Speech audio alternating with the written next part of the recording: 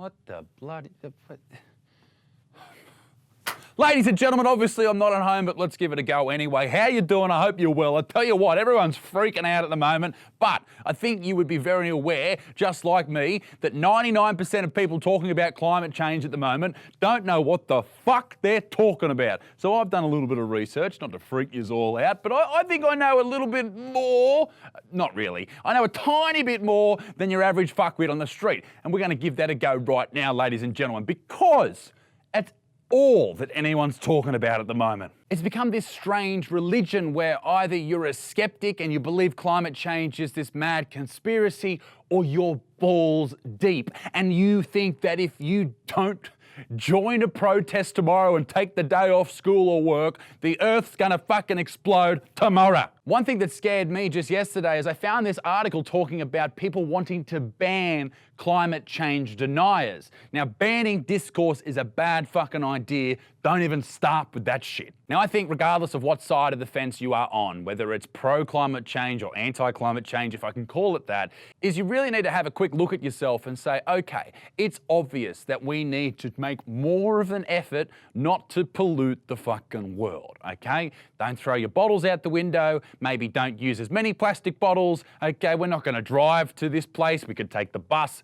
although who's going to take a fucking bus? But we can all do little things to make the air we breathe a little bit better. I think we can all agree that that is something that we could all work towards. If you are looking to stop these ideas that climate change activists have, perhaps we could look further into the actual problem where the big polluters lie, like India and China. Maybe a staple of the plan should be nuclear energy or solar energy or tidal energy or wind energy when we eventually develop the technologies that we can actually store that power somewhere, things we currently don't have. But how long that will take to invent the technology, to put the infrastructure in place, to get the funding, that is a completely different question. And no matter how long you spend on the street screaming and getting your tits out and freaking out about shit, it doesn't change the fact that these technologies, the infrastructure and the funding is not here. But all anyone's talking about at the moment is a little girl, 16 years old, Greta Thunberg from Sweden. And she is a climate change activist. And I know what you're thinking. You can't talk about Greta because she's a little girl and you shouldn't be talking shit about her. That's a bad argument. People use children in these type of activism roles because they know that their defense of this child isn't to argue with the people who disagree with them. It's just to say, you can't say that because it's a child. I'm sorry, Greta, if you put yourself out there in the public, then you are going to get people who disagree with you. But the biggest problem with Greta that no one refused to talk about is that she is a dirty fucking vegan and so are her dirty parents. What a disgusting household. Makes me ill. But here is the UN speech that everybody is talking about. This is all wrong. I shouldn't be up here. I should be back in school on the other side of the ocean. Yet you all come to us young people for hope.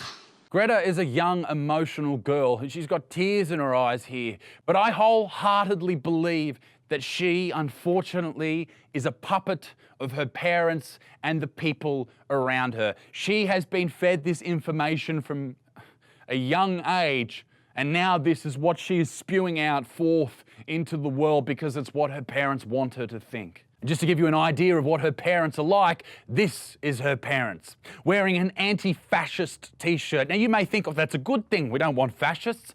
Obviously we don't, but we must remember who fascists are in this particular year. Fascists are anybody who disagrees with the mainstream or thinks that maybe one thing isn't real or wants to have a conversation about something. I am regarded as a fascist. Greta's parents are anti-me. That's fucking weird. Just like to point out, not a fascist, but fascist is a buzzword. It's popularised by the mainstream media and social media together. It is what people use as a term to devalue someone else's argument. It's an easy and piss-weak way to have a conversation with someone you disagree with. Oh, he's just a fascist, don't listen to him. It's fucking weak. I should be back in school on the other side of the ocean. Yet you all come to us young people for hope. How dare you? Okay. That how dare you bit is a touch hilarious, all right, Greta? Just fucking breathe, love. It's like it's Harry Potter talking to Snape. How dare you stand where he stood? You have stolen my dreams and my childhood with your empty words. Ooh, I think your parents had a hand in stealing that as well, Greta. We are in the beginning of a mass extinction, and all you can talk about is money and fairy tales of eternal economic growth. How dare you? I don't buy that she wrote this script. I think these are other people's words, and it's obvious that she seems very nervous. And I'd be nervous too, talking in front of the UN, in front of world leaders, in front of Donald Trump. Of course you're going to be nervous. This young girl has devoted her life to this, but not by choice. You can only imagine the conversations that her and her parents have around the dinner table. They are trying to benefit from having her as a centerpiece in this climate change activism movement. And I can't work out why, other than they're trying to access the emotional side of people to try and get them to listen. Now, it is fun to make fun of this girl, okay? I've been doing it for the last 2 days. It's hilarious. But we must also look at something that a lot of people in right-wing media have been saying as well.